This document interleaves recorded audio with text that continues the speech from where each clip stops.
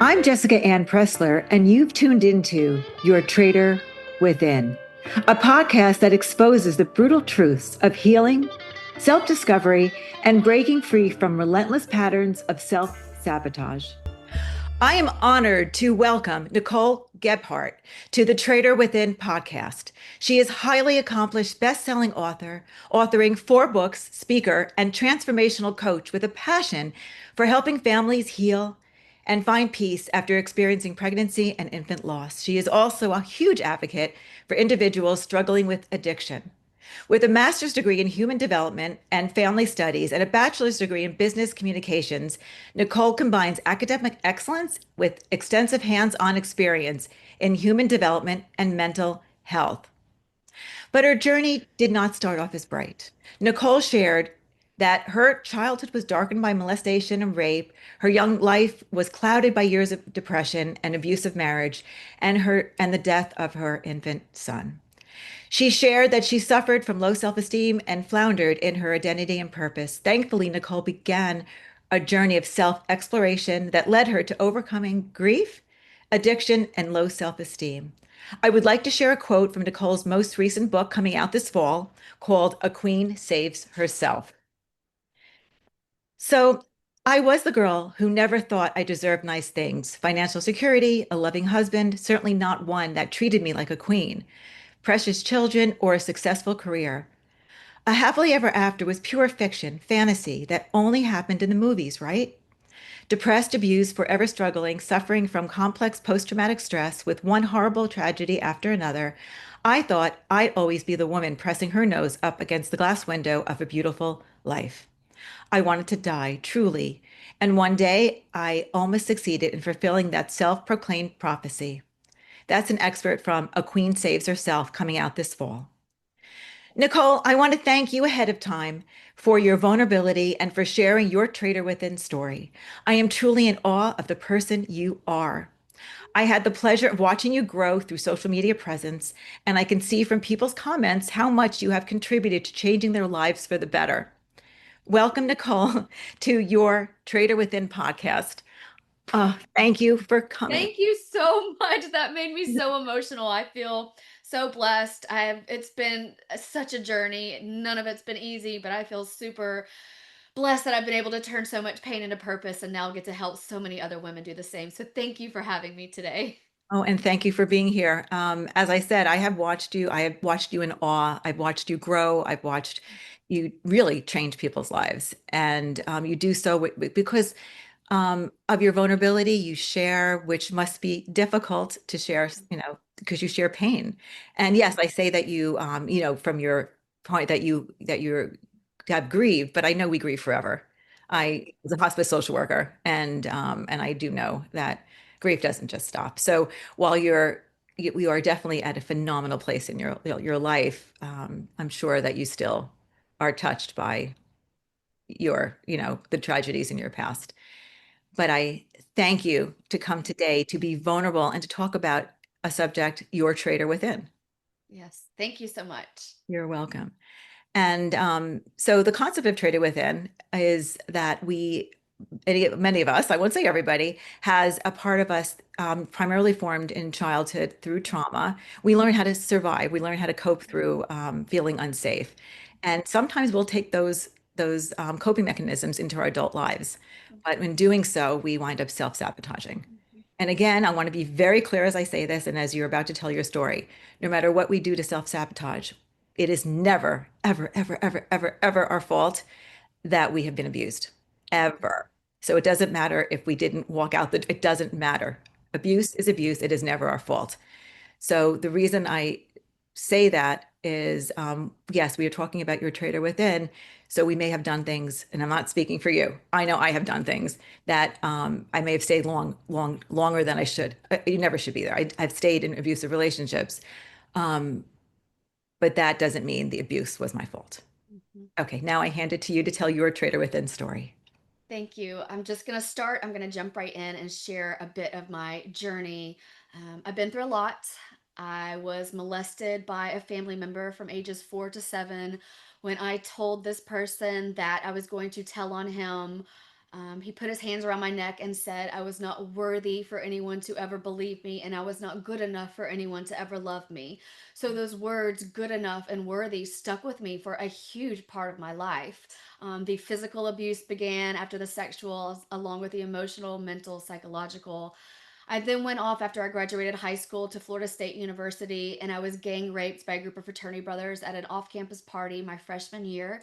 I had gone to this party with a bunch of my girlfriends. There had been a lot of drinking, and these boys passed me around like a baby doll. They urinated and ejaculated on me for hours while I screamed no. And when I went and told some people, they did not believe me. So when I was raped again later in life, I did not tell a soul. After college, I went on to get married. I thought I had found my forever person, and we ended up having our first pregnancy ended in a miscarriage. And then our second pregnancy, it was my first day back from maternity leave. I walked into my son's nursery. He was 9 weeks old at the time. I found my son Samuel lifeless in his crib. I placed him on the floor, started giving him CPR in hopes to bring him back to life. But my mama heart knew he was already gone. When the first responders arrived at my home, I was treated like a criminal. I was shoved into a bedroom, had to give a statement to the police. I was not even allowed to tell my son goodbye, tell him I love him, kiss him one final time. Then I had to plan a funeral. I went on to have another miscarriage, and my husband at the time, after the three losses, ran to drugs and became very abusive, emotional, mental, physical, sexual. And so one evening, I walked into the bathroom while he was bathing our 2 year old in the tub. He was doing a line of cocaine on the bathroom counter, and I could see that he was abusing our daughter. So I grabbed Lillian out of the tub. I grabbed my 1 year old out of his crib. I was 7 months pregnant at the time. So I grabbed my very pregnant belly, and we ran for our lives. I had no clue how I was going to keep food on the table, a roof over our heads. I was working every single second just to keep the lights on. We were living on food stamps, nearly homeless, but I was bound and determined to do it. My mind, body, and soul just couldn't take the abuse any longer, and I really wanted to break that cycle for my children. Life kept going. I ended up meeting my forever person who actually legally adopted my three living children. And I thought I was out of the woodwork. And then it just hit me after having child after child and going. I realized I was so broken from still losing my son and finding him lifeless in his crib, and the miscarriages and the abuse and the rape and the molestation and all the things. So I started heavily drinking. I was drinking almost every single day. I didn't want to get out of bed. I felt so broken, so depressed, so anxious. And so one day, it was October 15th, 2019, I had decided that I was going to commit suicide. I did not want to live any longer without my three children who died. I was so beat up on the inside, feeling unworthy, not good enough, just broken. So I tried to take my own life. I ended up falling down 2 flights of stairs, and my husband now found me at the bottom. He said I was barely breathing, barely responding. So he called 911. When the first responders got me to the hospital, the doctors in the ER said I wasn't going to survive. I had a brain bleed, brain contusion, 5 times the legal limit of alcohol.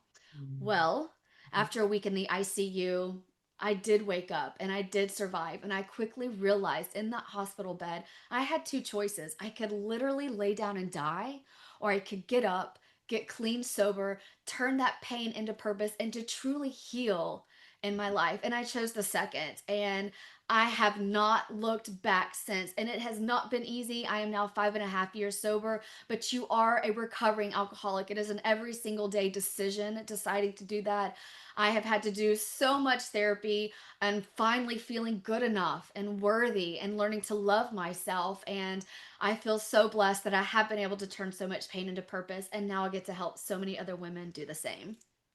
Okay, all I want to do is hug you. Thank you. I want to hug you from all that you've been through. I want Thank to you. heal, but you've healed yourself. You're healing yourself. But I Yes. want to just do that for you. And that traitor within ish voice, the one that told you that you weren't worthy, the one that told Mhm. you that, how did you silence her? Because I don't think they ever go away. I think it's a They silence. never fully go away. You learn how to cope. You learn what you need to do. You learn what needs to keep you positive and not falling back into that that ego mentality or the untruths. Even with my husband, my first husband who abused me, I thought that was all I was worth. I had grown up in this abusive household and then experienced the same thing in college, and it was like the one thing after another. My husband at the time would tell me, "But I love you," or "It'll never happen again," and you start to think in your own own mind, at least I did, that that's all I was worth. I wasn't worth any more than being in an abusive relationship, an abusive marriage. And it took me a lot of work realizing that, oh my gosh, this is crazy. I am worthy to be loved. I am worthy to be married to my best friend who treats me like a queen. I am worthy to live this beautiful life even after experiencing rape, abuse, infant loss, miscarriage, addiction. So I had to learn the things. First, you have to identify your triggers and what is making you feel unworthy. And once you do, you learn these coping mechanisms. People laugh when I tell them the biggest thing I did was journaling. Journaling changed my I life. It agree is with wild. It yeah. just putting pen to paper and putting those thoughts out and rereading it and thinking, okay, I deserve better. I'm worthy. I am amazing. Each day I start my day with gratitude. I list three things I'm grateful for. I'm grateful for a roof over my head. I'm grateful for food to eat. It's the simple things that change your mind. You have to change your mindset. I was so stuck in that victim mentality, the woe is me. But one day I just woke up and said, I am not a victim. I am a survivor. I'm a thrive. I'm a queen, and I'm worthy to see all of my dreams come true, just like everyone else. And starting to believe that and having that mindset changed my life. Completely changed my life. And did you ever do things while you were drinking, but to Mhm. sabotage your relationship with this wonderful husband that you have now? Absolutely. It was just this constant negativity. Everything I said was negative. Everything was the woe is me. But I lost my son. But I was abused. But I was raped. It was this constant like battles within. And I tell a lot of people, our marriage was on the verge of divorce because of this traitor within. Mhm. And it really took me hitting my rock bottom and realizing, holy crap, if I don't change, I'm going to throw my entire life away. I'm going to throw away my marriage. I'm going to lose custody of my children. I'm going to be so broken that nothing's going to come from that. So it took me really, people say, like, how did you get sober? Because I reached my breaking point and I quickly realized like this was not the life I wanted to live. I could literally hear my son in heaven telling me in that hospital bed, Mommy, I don't want you to be like this. I don't want you to have this life. I don't want you to be depressed, anxious, PTSD, insomnia. I want you to get up and feel love again and peace in your heart. And that's honestly why I share my story. I want all women to know that no matter what you've experienced, you can overcome it. You can get through to the other side and still have that life you've always dreamed of living. And I think by you doing that, a million wonderful things with that message, but also you get rid of, or at least you help people with the idea of shame. Right. That, I that felt so much shame. Like the rape, if I hadn't worn the black dress, if I hadn't been drinking that night, if I hadn't joined that sorority, if I hadn't gone, all these things, the abuse, if I, hadn't stuck around that long. But then I chose to finally look back and say, holy crap, I survived what most people cannot even imagine wrapping their mind around. Finding your son lifeless in his crib, all the miscarriages, the rape, being molested by, a family member that you're supposed to trust. And when I realized that, oh my gosh, I am a survivor, I am going to thrive, and started sharing my story, that's when things really started to change. I thought for the longest time I had to do it alone. And the truth was, we're not meant to do this life alone. And the moment I started reaching out and asking other women's help, the floodgates opened. I realized it wasn't my fault. I realized I wasn't alone. I realized I could survive this. And, that is huge for us women to realize like, you can't ask for help. We're not here to just do this life alone. And it's okay to ask for help. Another big thing is I had to realize it was okay to put myself first. That was huge for me, especially not just being a woman, but as a military spouse. We move every 2 years. We completely start over, new friends, new relationships, new schools, new everything. But I had to realize, like, I don't have to do this alone. I can ask for help. And in doing so, my entire world shifted. hmm Yeah. And again, that message for others that no matter what has happened in your life, that Hmm. you can succeed You in being can. yourself and being true to yourself. And because you're feeling like this is true to you, right? Hmm. I think another big part of it as well is stop caring what other people think. The truth is, people are going to judge you no matter what. And the moment that I realized I want the red hair, I want to get all the tattoos, I want to wear the glitter, I want to wear the red dresses and stuff, that was another part of my journey as well. Realizing that I was enough just the way I was. And I felt so much joy with the first tattoo I got and the first, the piercing I got and the first time I dyed my hair because I felt like me. I finally felt like I didn't have to put on this facade and pretend everything's perfect and I love this. The moment I started stepping into my truth, that's when I started loving myself and feeling genuinely, authentically happy. So I was on another person's podcast, and they asked me, "What is recovery to you?" Mm, And my answer was the ability to be me, to be my mm, true authentic self. That was recovery, because of my traitor within, and because of mine showed up in romantic relationships. mm, I could never. There was so much stuff. There was so much stuff between me and the world, right?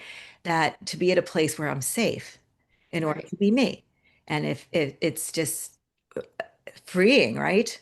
To be It's able so to. freeing. And you say safe. That's such a big thing as well. After my first marriage ended a very painful divorce due to years of abuse and my childhood full of, rape and molestation, I'd never felt safe. Like I always felt like I was on the defense. Like I had to protect myself and I couldn't be my true self. Honestly, I share this story. My husband, now we're about to celebrate 12 years of marriage in June.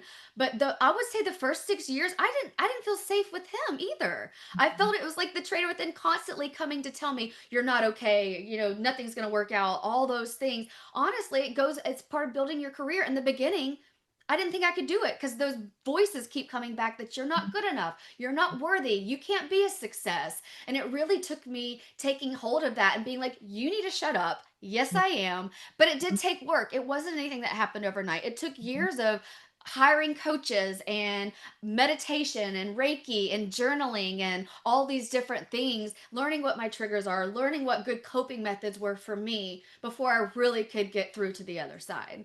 I mean, you really are rewiring your brain and your Totally. body. I mean, your whole thing about body, keeps the score. Right. You're literally rewiring it. It's that fight or flight, it's that constant, like, do I back and give up, or do I run? It's definitely, you really are rewiring and starting over. You're completely starting over. That's right. Well, you have to because you lost your childhood. So true. So So you true. you have to love that. You don't have to, but I would love you to love, and I think you do. it's Your it's so interesting to me. I love writing books. I love the speaking engagements. I love leading the pregnancy and infant loss support. I love all of it. But my favorite part is coaching women where they can get to the point where they look into the mirror and say, "Damn, I am beautiful. Damn, I am worthy. Damn, I am enough." And that is what brings my soul so much joy. I would say at least 90% of my clients that walk in my front door can't tell me three things they love about themselves. Like Mhm. nothing. And I look at there and think, "Oh my gosh." And what you love that you made the first step today, that you got out of bed, that you believe in yourself, that you showed up. It can be those small things.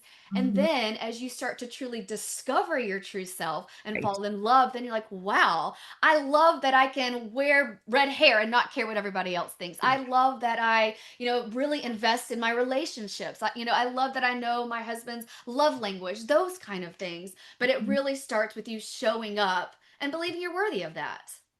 Absolutely. So I think support is really important. And it sounds like through all that you had gone through, your husband stood by your side. He did stay by my side. And like I said, we were literally on the verge of divorce, mainly because of my drinking and the negativity that I brought in and the woe is me, mentality. And, I tell a lot of people this. It has to be, as a recovering alcoholic, it has to be your decision. It didn't matter that I could have at the moment, that I could have lost my children, that I was going to be divorced. It didn't matter to me until I was ready to make that change. So in any kind of healing journey, you have to make that choice. It only starts with you.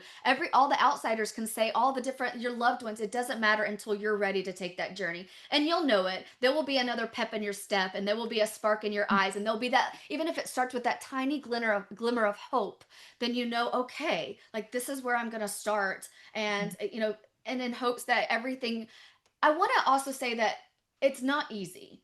The last 5.5 years, I just celebrated 5.5 years of sobriety. I have built this amazing business. I've got, best-selling books, all the things, but it didn't just happen. It didn't fall into my lap. It really started with me overcoming that traitor within, me Mhm. realizing like, that's crazy talk. I can do this work. I can. And it took years of, each day I'm choosing to stay sober today. I am choosing to choose myself. I am choosing to put myself first. Another thing is, you need to make sure you're doing at least one thing for yourself each week. And it Mhm. doesn't have to cost a ton of money and buying this new purse or the red bottom shoes. Go for a walk. Go play your favorite song and dance like no one is watching. Go take a bubble bath and pick up your favorite book. But make sure each week you're investing in yourself so you can give to others, so you can be your best self. Well, there is that old oxygen mask. If you need to put your oxygen mask on first before you can give to others. It's so true. But we as women, we really struggle with that, especially if you're a mother. You think your kids have to come first, or, and then, that was a huge part of my journey as well. I kept pushing everything about myself and my healing journey down because I was putting everybody else before me. And I had to realize that, oh my gosh, if I don't do something for me, if I don't start investing in me, nothing's going to change. Mhm. Nothing's going to change. And I'm not going to be the best wife or the best mom or the best coach or whatever it may be. So how did it feel to expose you? Because part of your how you help people is you say everything. You expose yourself. How did it feel for you? Was it scary at first? Was it I would say the first thing after I got out of the hospital, my mom had to move in with us because I had a several brain injury and I could barely function. So I had to spend about 6 weeks in the bed. And when I got out of the bed and my mom could leave, my husband, he was stationed at the Pentagon at the time, so he was always gone with the military. It was basically me. So when I finally got out of the bed, I quickly said something different. I need something to hold me accountable. So I started sharing my story on social media, and it started with my addiction. It started with drinking. And then when I became comfortable with that, I was like, okay, all right. Well, I'm going to share a little bit more. And it was slow. It wasn't like, I've experienced all of this. Here you go. And then I was like, okay, well, I think I'm going to talk about the abuse I experienced in my first marriage. Started talking about that. Then I started talking about, the sexual abuse. And then when I started talking about losing my son and the miscarriages, I will tell you, like, women were like, I had all these messages. Me too, me too, me too. Mhm. Okay, so how did you do this? How did you overcome that? Where are you at now? What was it like? That's when I realized I'm living my purpose because I do share the good, the bad, and the ugly. It's not just rainbows and butterflies now. I still miss my son. I still have those moments where the traitor gets in and is like, oh my gosh, am I not worthy of this success? Am I not worthy of like what's going on in my life right now? To be married to a man that treats me like a queen and has adopted my 3 living children? Am I not worthy? Am I not good enough? So it really took me like quieting that voice down and saying, yeah, I am. And I'm going to do this work. I'm going to show up every single day, even when I don't want to, and Mhm. do it. That's where it starts. Like you have to continue to show up, and you can still have rough days. There are days I still cry over my son, but I realize what those triggers are, and I realize the good coping mechanisms for me, which is Reiki or meditation or journaling or things like that, or making a phone call. You call your friend and say, "I need you today. I feel Mhm. very alone, and I need you," and that's okay too. Reach out. Mhm. Yeah, and I think it's vital actually to find the right person to speak to. So true. And I tell like my clients and I tell other women, you don't have to blast your story on social media. I choose to do that because I feel like someone needs to be doing that. Did you know 1 in 4 pregnancies end in miscarriage and 90% of divorce of marriages end in divorce if you've lost a child? There's all these things that no one's talking about it. So I choose to continue to share because I know if I touch at least one person, I'm Yes. doing exactly what I'm supposed to do. One person. That's all it is. Mhm. And with you, I think it's just one person at a time. I think you've touched many, many, Thank many, you. many, many. That is my ultimate prayer. One, I want women to know they're not alone. Two, Mhm. I want them to know it's not their fault. And three, I want them to know that you can literally walk through hell, rape, molestation, abuse, infant loss, miscarriage, addiction, and still come out on top and still live that life you've always dreamed of living. We're all worthy of that. Mhm. Yes, we are all worthy of that. So when you see that your traitor within is popping up, because it's as I always said, I think we put it in the garage. I don't think you can get rid of it 100%. So you which is when you're triggered. Mhm. How do you silence? I don't know if you call it a her. I call it a her. I have found really, it's taken a while, but now that I've found when I'm like something creeps up and I'm like, oh, this doesn't feel good, or what's this about? I literally have journals all over my house. I will quickly grab and write exactly what's happening so I can figure out, oh, maybe that's something I haven't fully worked through, or maybe that's something I really should address a little bit more during shadow work, something, whatever it may be. And another thing I'll do is I'll quickly turn music on. Every time I hear Amazing Grace or Somewhere Over the Rainbow, it reminds me of my son young because I had those songs played at his funeral. So it brings me joy to hear them. Or I'll play This Girl Is on Fire, something, because I don't want to pretend it didn't happen. I want to be very aware that that did happen, but I also don't want to get stuck in that moment as well. So I want to identify that, honor that feeling, and then figure out how I can get out of it. Because it's a part of you, it's just not all of you. Correct. And I want women to know that it never fully goes away. You're always going to have some kind of inner voice, but it's how you handle it or how you work through it or what you choose to do in that moment what matters. Right. And you can have a step back, and it doesn't mean you're going to be stuck back. Another thing that I've loved to do when I hear that voice is I'll quickly write a letter to myself or words of affirmation like, look what you've overcome, or you are amazing, or you are worthy, or you are good enough just the way you are. Put out or go look and do some mirror work. I love doing that. Go stand in the mirror while you're doing your makeup or your skincare and talk to yourself and say, I am, a queen, or whatever the words that you need to be working through. Mirror work and self affirmations are a huge part of the journey of healing. Yes. And I think you're rewiring your brain then. Yeah, I think you're totally. literally changing the voice. Yep. So do you do grounding exercises? Grounding is huge. I love to go out my backyard and put my feet in the dirt. Another thing, every time we move with the military and we end up near a beach, I'm obsessed with it because I love to go put my feet in the sand and, watch a sunset. But I know not everybody lives on a beach. So you can get into those mindsets where you're playing that music and you just close your eyes and imagine it. Envision just laying there in your favorite place and everything that's happening around you. And it was guaranteed. I will tell you, meditation was one of the hardest things for me to learn because I have like I'm always going, like my mind is always going. But the moment that I really it started with me counting, and then they get longer. And the moment that I saw that you can quiet your mind and just be, that's all it is. It's not Right. this crazy thing that you have to learn. Just be in that moment, live in that moment. There is power in that moment. And I think if I understand correctly, because I have not yet, I want to meditate. I haven't yet done it, Oh, but you have to try to start with 5 minutes. okay, because I will make you a promise and I will do it later today. I promise. Okay. I'll let you know. I think that, because I also have voices coming, that, Mhm. I mean, just it's hard to concentrate. It's hard to let go of all the stuff. And if I understand correctly, you're supposed to acknowledge it, Mhm. right? You don't say, and then hopefully, What I usually do is I acknowledge it, I write that feeling, that emotion, that thought down, and then I let it go.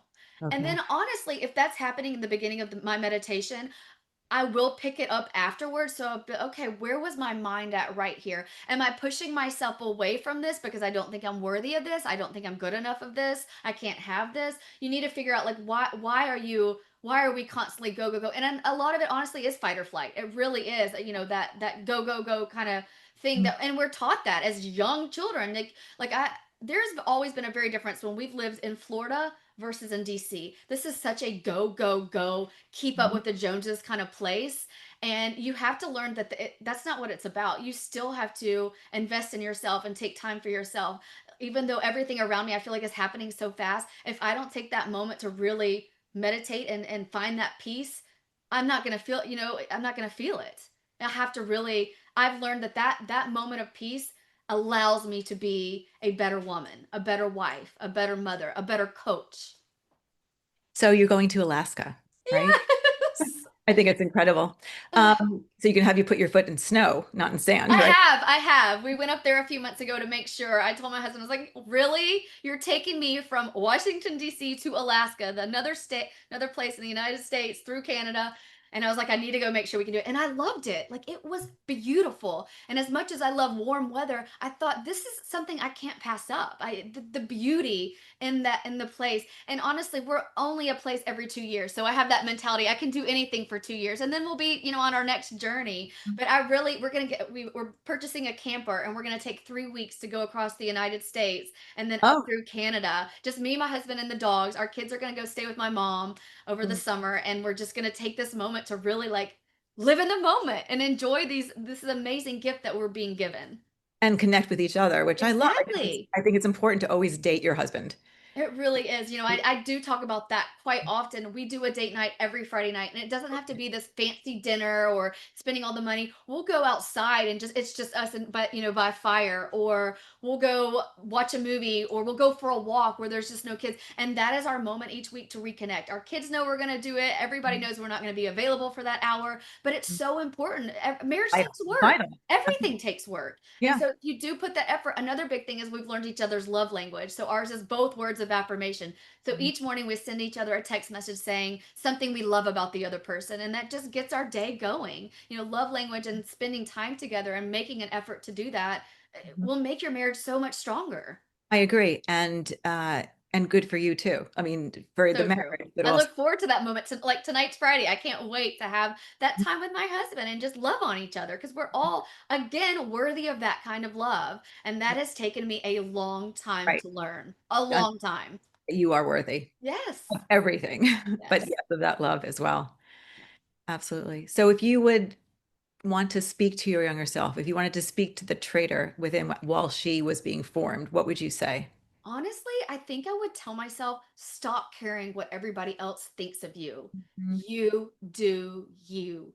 Dye the hair, get the tattoos, wear the glitter, but stop caring what everybody else is going to think of you because you're never going to be happy until you're your true self and loving your true self, Mhm. whatever that may be. But be you. Be you. That's wonderful advice. And what do you, I mean, I can see what you're doing, but what you're doing to change intergenerational trauma, what you're doing to make sure that your kids are, I talk about it. I'm very open. I tell them that they had an older brother that passed away. I told them that I have experience, depending on their age, how much I can share. But I'm very open because I am determined to break that cycle. We talk very openly about my addiction and being a recovery. It's not recovered, it's recovering. It's a day to day thing. And I think that has really not only brought me closer to my children, but I'm very real with them. Like, life's not easy. It is not easy. But one, you're not meant to do it alone. And two, when things do happen, you have to learn who you can count on, who's going to be there for you, and realize that there are ways to get through it because they're not going to have just a beautiful life now just because I'm talking about it or I'm doing what I'm doing. I want them to be aware that life is hard, Mhm. but you can get through it no matter what it is. Well, I always believe that the ideal parenting is that you teach them the skills Yes. and they teach them the skills and also teach them to be empathetic, of course. Yeah. And then you let them fly Yeah, and they that's know the thing. you're You have to there. let them fly. Like I felt like I was brought up in this home where I had all the rules, and even after high school until I went off to college, I had to be home at this certain time. I couldn't do this. So when I went off to Florida State, I was wild. I was a wild child because I was not used to any freedom at all. And I don't want my children to get to that point where they just run off and they're just everything. And that's when my life really came crashing down because it was just too much at one time. And I think you have to give your kids freedom. I think it's so important. Mhm. And so your mother, who's helping with the children and who helped you, when she learned all this about what you were going through, how did she? How?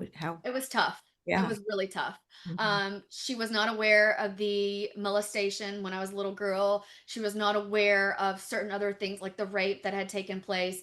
And honestly, I blamed her for a while as well because I thought she was the one person that could have protected her little girl. And Mhm. here I am having something that really affected Mhm. every day of the rest of my life. It'll always be a part of my journey. And we had to really rebuild from the beginning. And she also was not crazy about me sharing my story. And I said, "Mom, this is what I'm supposed to be doing. I know this is what I'm supposed to be." So it was a lot of hard conversations. And now we are super close, but it was definitely a journey we had to take with it. We had to be very honest with each other. Lots of conversations, lots of communicating. And now we have this woman that I wasn't sure I'd ever have a relationship with. We see each other every summer now. She comes and visit me in my home with my kids. We talk almost every single day. So it's taken a lot of work, but I'm super grateful to where our relationship is now.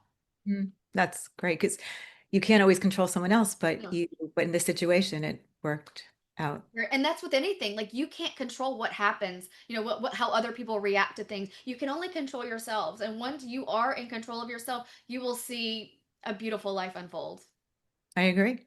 And we're all different, so the Mhm. lives will unfold differently, but Right. be true to ourselves. It's so true because we all believe different things. Some people believe in God, some people don't. Some people believe in that, some people believe, but you have to be true to yourself. And you have to realize the world is different and you need to accept that. You might not agree with it, but you can accept it. And Mm. that is empathy. And I think that is really huge. I think there would be so much more love in this world if we just realize we're different. And Oh that's my God. okay. That's And it's totally okay. okay. That's Yeah. what makes the world go round. Agreed. Agreed. Agreed. And just love, just Yes, pure love, love. no hate. It's so much easier to Yeah. show love than hate. It's so much easier. When I did start coming out with my story and got the tattoos, I received so much hate. And Mm. it just blew my mind that people would, I can't believe you're talking about this. I'm like, unfriend me, block me. You don't have to Right. listen to my story. I'm doing what I need to be doing. And it is so much easier to spread love. I agree. Absolutely agree. It's easy. So easy. Yeah. Anything you would like to add? Well, I wanted to thank you. I want women to know, I know I've said it over, ask for help. You're not in this alone. It was not your fault. Mhm. Also, there's a way to control the inner chatter, and you've got to figure out tools that will allow you to do that. Maybe it's meditation, maybe it's journaling, maybe it's, reading a book. It's up to you, but it's so important to find that. Also, fall in love with yourself. Fall in Mm. love with yourself, madly in love with yourself. Self love is truly where it all begins. And how does someone find you if they would like to have you to counsel them? Absolutely. You can go to NicoleBGebhardt.com or spirituallighthousehealing.com, and you can find my Calendly there to book a session. I also do emotioncodereiki.com as well. You can find me on social media at Nicole B. Gebhardt. I'm on Instagram, LinkedIn, and Facebook. And to buy your books, how do they do And to that? buy my books, you can get A Queen Saves Herself. That will be the one that's be coming out this fall. But I've already got The Healing Cocoon, Broken Wings, Broken Dreams, and The Queen's Companion book. Those can be found on Amazon, Books a Million, and Barnes and Noble. I love the titles, by the way. Was it hard to Thank come you, up with because them? it's true. It's Yeah. so true. Like you can have people help you, but it really starts within yourself. A queen does save herself. It's so true to me. I agree. Thank you. Thank you. I'm so grateful for you. Thank you for having me I today. appreciate you.